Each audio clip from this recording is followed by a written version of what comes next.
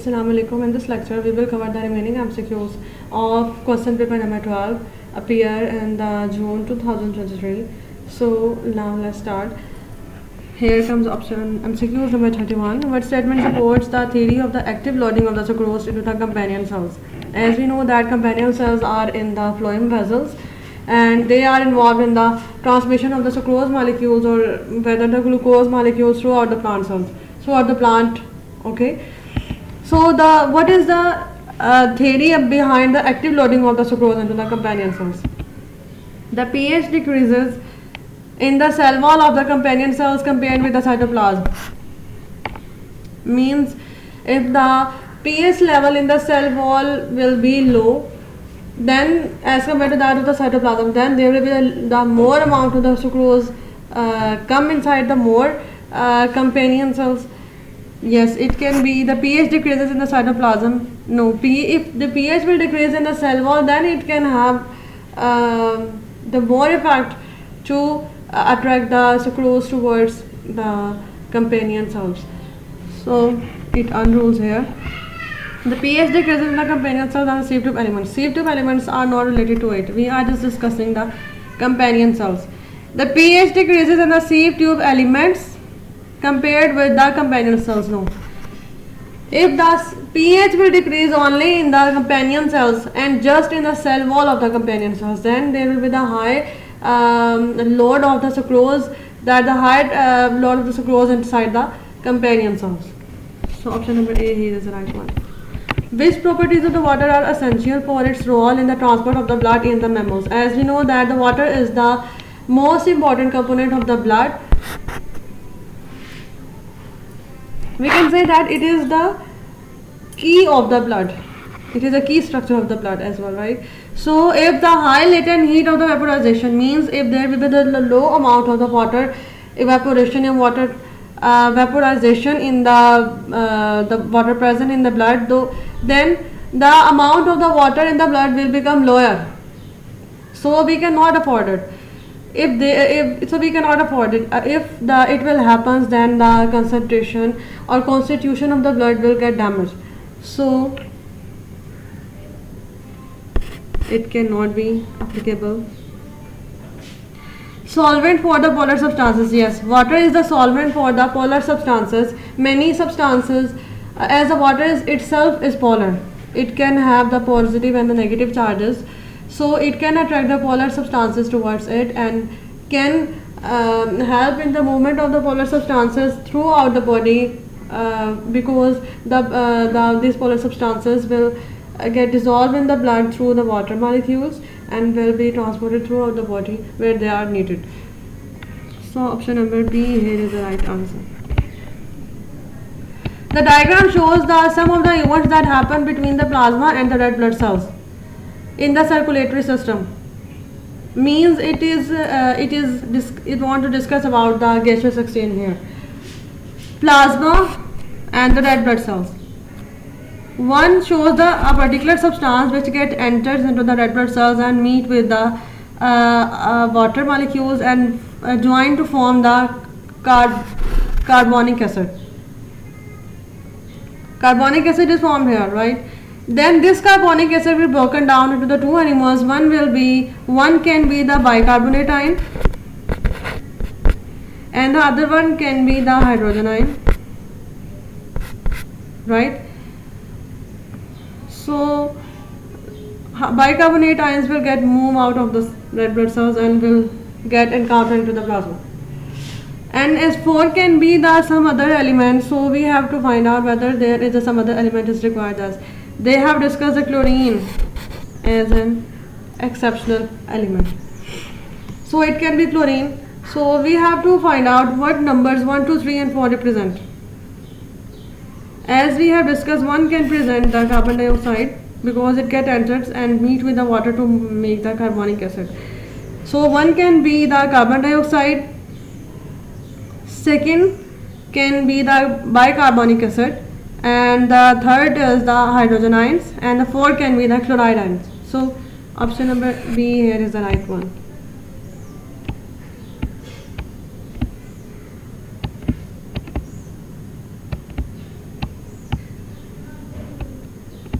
The diagram shows the valve in the heart when viewed in the cross section from above at the different stages in the cardiac cycle. These are the semilunar valves and these are the atrioventricular valves. Semilunar valves are that valves which allow the blood to enter inside the heart. And the atrioventricular valve are that particular one which allows the blood to move out of the heart. So, which stages in the cardiac cycle are shown? As we can see that in the diagram 1, the diastole is the diastolic condition is appeared for which means that the blood is entering inside the heart. This dark color shows that the blood is in the heart. This is the blood.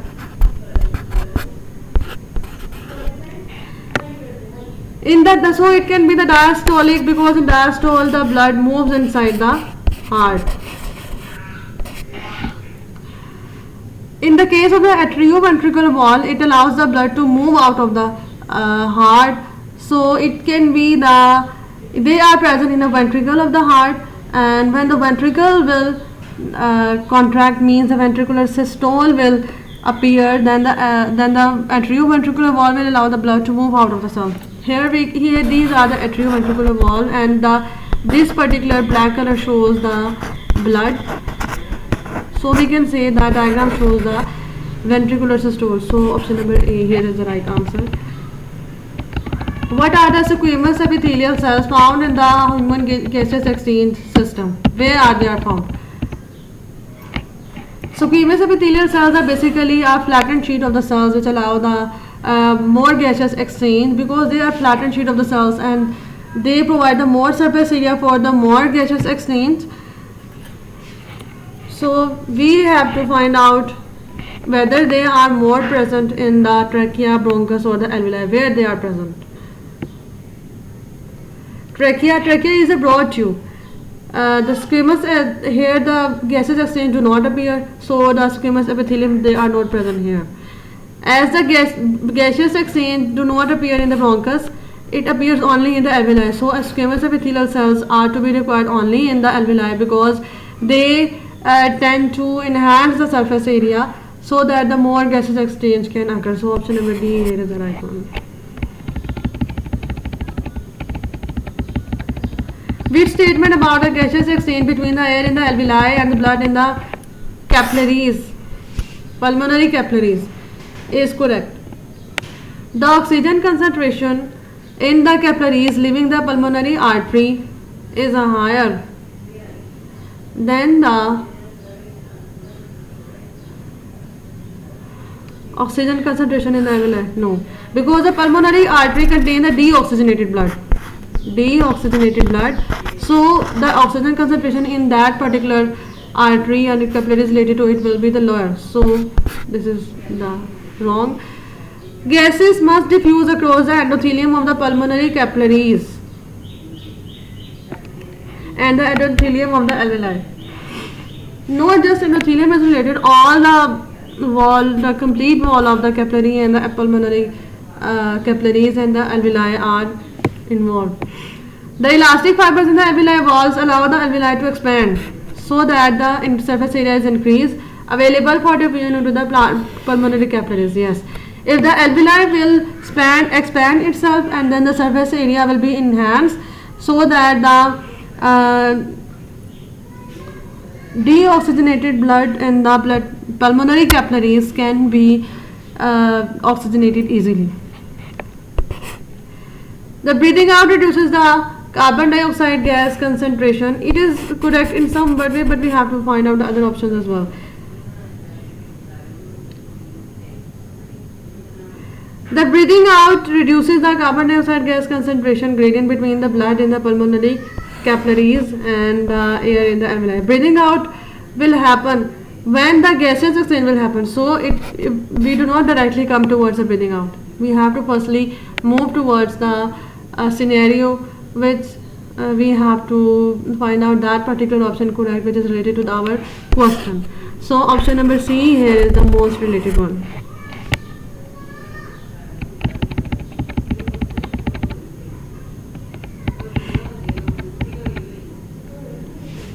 The average thickness of the some structures in the human respiratory system are shown. Structure is human cell membrane, cytoplasm of alveolar cell wall, cytoplasm of capillary cell wall, tissue between the alveolar wall and the capillary wall. These are all the sizes related to them. A molecule of the oxygen in the alveolar air space next to the wall of the alveoli means it is present very next to the wall of the, it is very close to the wall of the alveolus. What is the shortest distance that the molecule needs to diffuse from its current position to the hemoglobin that completely fills the red blood cells in the nearest capillary? Assume that the red blood cells touch the wall of the capillary. So the nearest distance which it can cover is the 605 nanometer. You simply have to learn it so that you can easily tell your MCQ here. The statement refers to the disease tuberculosis. The pathogen is not accessible to the immunity system. No, the pathogen which get entered into a particular body, it always accessible to the immunity system, so that immunity system can defend the body against that particular pathogen. The bacterial pathogen reproduces slowly, yes. As the tuberculosis is concerned, its reproduction process is very slowly. The pathogen is not very sensitive to the antibiotics. Yes, it can be. If the pathogen is resistant to the antibiotics, then it will be referred, then it will hinder the antibiotic treatment process. So option number D here is the right one. The average sizes of the some pathogens are shown.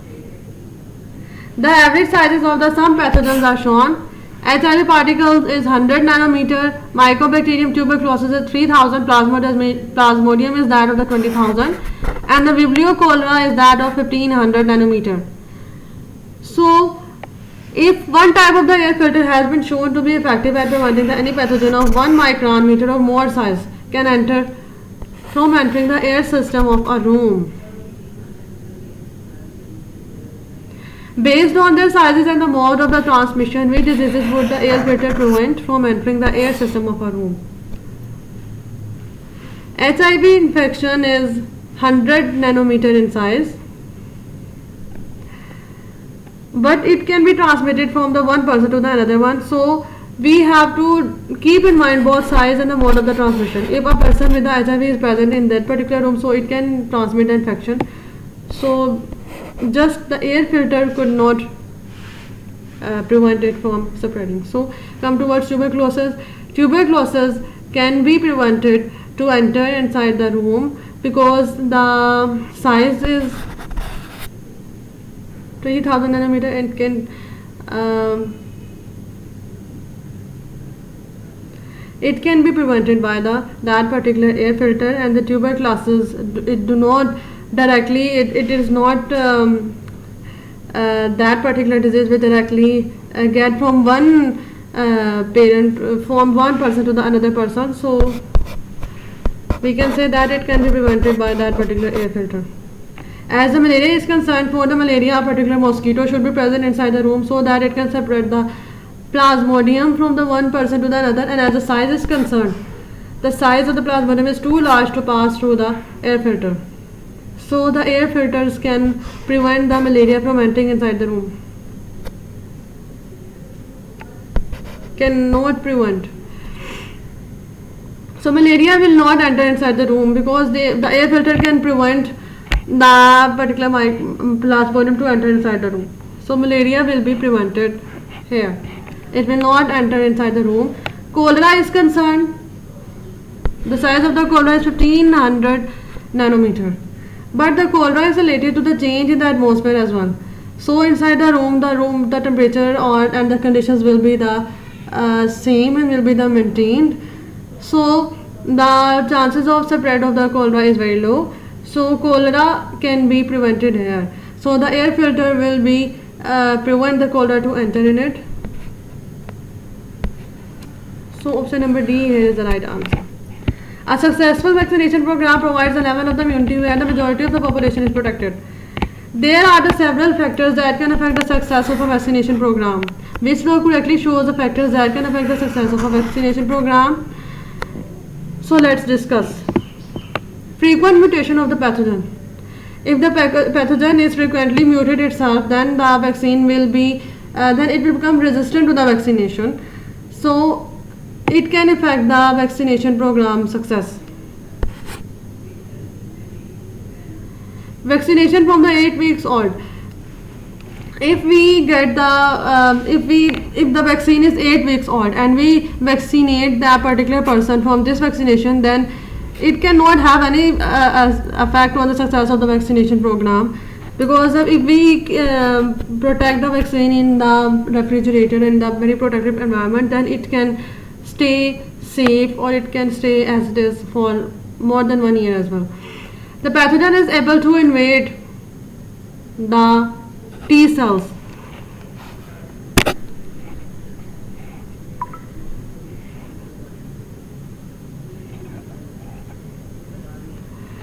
Pathogen is able to invade the T cells. Yes. If the pathogen is that which is causing the autoimmunity disease, then it will invade the T cells as well. So it will affect the success of the vaccination program. Booster vaccination are required frequently, yes. If we want to get success in our vaccination program, then we should give the booster vaccinations as well, so that the resistance of that particular pathogen can be reduced and the success regarding the vaccination program can be attained.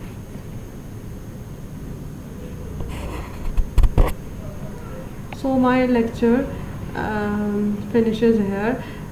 Meet you in the next lecture. Till then, stay tuned and Allah Hafiz.